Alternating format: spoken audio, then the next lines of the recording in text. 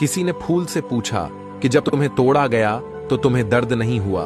फूल ने बड़ा ही प्यारा जवाब दिया, तोड़ने वाला इतना खुश था कि मैं अपना दर्द भूल गया।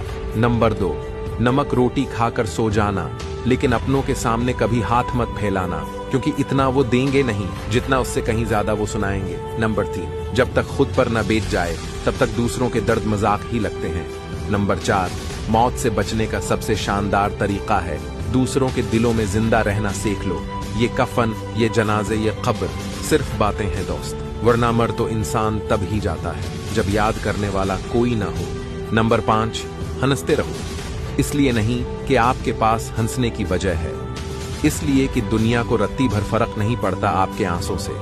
नंबर 6, कुछ लोगों को ऊंचाई पर पहुंचने की इतनी जल्दी होती है कि वो छोटे लोगों के हाथ पकड़ने की बजाय बड़े लोगों के पांव पकड़ना पसंद करते हैं। नंबर